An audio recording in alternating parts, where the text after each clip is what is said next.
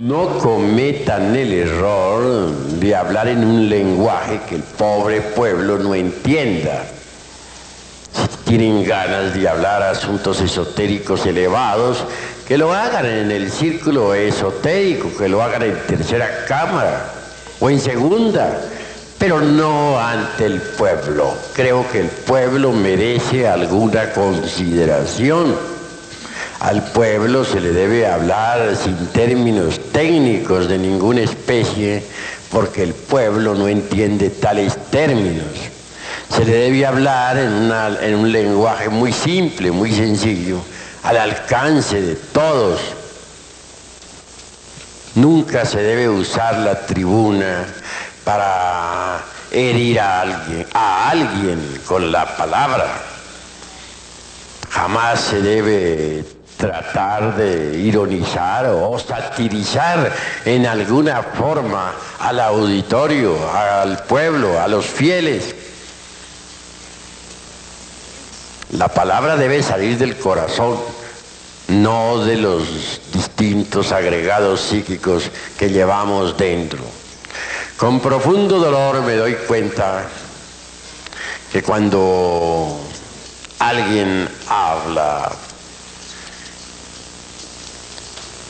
la palabra sale desgraciadamente, no de las profundidades del ser, sino de entre el fondo de cualquier agregado psíquico inhumano. Si la palabra brotara exclusivamente de la esencia, no habría nada que objetar, sería pura, perfecta. Pero las gentes tienen los agregados psíquicos muy desarrollados. Así es que muchos sacerdotes gnósticos o directores de santuarios en general, cuando se dirigen a la Grey, lo hacen casi siempre con el propósito secreto de lanzar alguna ironía contra alguien, de humillar a alguien, de insultar a alguien, etc. Es decir, no nace la palabra de la esencia pura, no brota del ser, surge de entre cada botella, deviene de entre el fondo de algún yo, y por ello no es espontánea, no es pura, no produce un efecto creador. Por lo común, la palabra que los sacerdotes gnósticos pronuncian tiene origen entre las entrañas de tal o cual agregado psíquico, ya sea este de envidia, ya sea de ira, ya sea de amor propio, ya sea de orgullo, de egoísmo, de autosuficiencia, de autoimportancia, de engreimiento, de ambición, etcétera. Mas nunca con dolor veo que surja la palabra espontánea, brotada de entre las entrañas del ser, y esto es lamentable. Cuando la palabra surge de entre las profundidades del ser, está llena de plenitud y de belleza interior.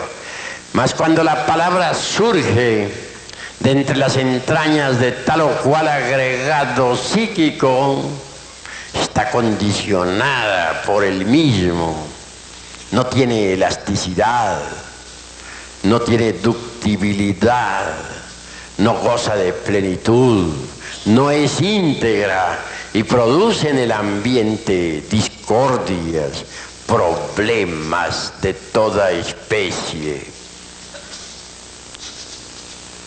Los devotos concurren al rito, concurren al lumicial para recibir un bálsamo de consuelo en su adolorido corazón.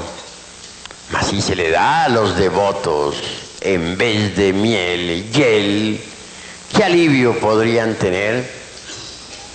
¿Cómo haríamos para que progresara el movimiento gnóstico cristiano universal? Si proseguimos con esa conducta, esa tendencia que tienen unos y otros hermanos a reaccionar, me parece horripilante, absurda. No son dueños de sus propios procesos psicológicos. Si se les puya, reaccionan. Siempre reaccionan ante todo. No olviden ustedes que en el mundo vivimos y que hay 3 clases de alimento para uno. El primer alimento, ya lo conocen ustedes, la comida. Es el menos importante, parece increíble, pero así es. Prueba de que es el menos importante es que uno puede vivir sin comer muchas veces hasta un mes. Mahatma Gandhi duraba hasta 3 meses sin comer. Ese alimento entra por la boca y va al estómago. La segunda clase de alimento es el aire, la respiración. Se relaciona con las fosas nasales y los pulmones. Difícilmente podríamos vivir siquiera 4 o 3 minutos sin respirar. La gente dura normalmente 1 minuto sin respirar y luego viene un síncope. Gracias a un entrenamiento, por ejemplo, podría uno llegar hasta 2 y 3 minutos, o a 4, que ya sería el máximo de los máximos. Pero son pocos, ¿no? O raros los que llegan a poder vivir 4 minutos sin respirar. Esto nos está indicando que el segundo alimento es todavía más importante que el primer alimento. Por último viene el tercer alimento, que es aún más importante. Quiero referirme en forma enfática a las impresiones. Si la comida no lograra impresionar el organismo humano, pues jamás nos alimentaríamos, no funcionaría el óvulo intestinal, el estómago en general, moriríamos. Si el aire no lograra impresionar los pulmones y la sangre, pues de nada serviría el aire. Así, mis queridos hermanos, este tercer alimento es más importante porque nadie podría existir, ni siquiera un solo segundo, sin el alimento de las impresiones. Ahora bien, todo alimento necesita pasar por una transformación. El alimento relacionado con el estómago, o sea, la alimentación, necesita pasar por una transformación. Esta transformación es factible gracias al sistema digestivo. El alimento relacionado con la respiración tiene como vehículo de transformación a los pulmones. Pero para el tercer tipo de alimento no hay un órgano especial. No hay estómago ni hay pulmones que valgan. Hay que crear ese tercer órgano. Todo lo que nos llega a la mente viene en forma de impresiones. Ustedes me están escuchando aquí, ven un hombre que les está hablando a través de un micrófono, y esto todo es un conjunto de impresiones que llega a la mente. Todas las aventuras de la vida, todas las emociones y pasiones, todo lo que nos rodea llega a nosotros en forma de impresiones. El aire se transforma mediante los pulmones. La comida se transforma mediante el estómago. Y aire y comida se convierten en principios vitales para el organismo. Desgraciadamente las impresiones no se transforman. quedan en la mente sin digerir. Las impresiones sin digerir se convierten en nuevos agregados psíquicos, es decir, en nuevos yoes. Y eso es gravísimo. Hay que digerir las impresiones. ¿Cómo? Reflexionemos un poco. Mediante la conciencia superlativa del ser. Normalmente las impresiones llegan a la mente y la mente reacciona sobre las impresiones. Si alguien nos insulta, reaccionamos con ganas de vengarnos. Si alguien nos ofrece una copa de vino, reaccionamos con ganas de beber. Si una persona del sexo opuesto nos tienta, pues sentimos ganas de fornicar. Pero siempre reaccionamos ante los impactos del mundo exterior. Y eso es muy grave. En las asambleas he visto cómo se hieren los hermanos unos a otros. Uno dice una palabra y el que se siente aludido reacciona violentamente diciendo una peor. A veces lo que dice no es demasiado grosero, se vuelve sutil, muy decente y acompañado de una sonrisa, pero en el fondo lleva el veneno espantoso de la reacción violenta. No hay amor entre los hermanos. Se han olvidado de su propio ser y solo viven en el mundo del ego, en el mundo de las reacciones. Cuando uno se olvida de su propio ser, reacciona violentamente. Si uno se olvida de su propio ser en presencia de una botella de vino, resulta borracho.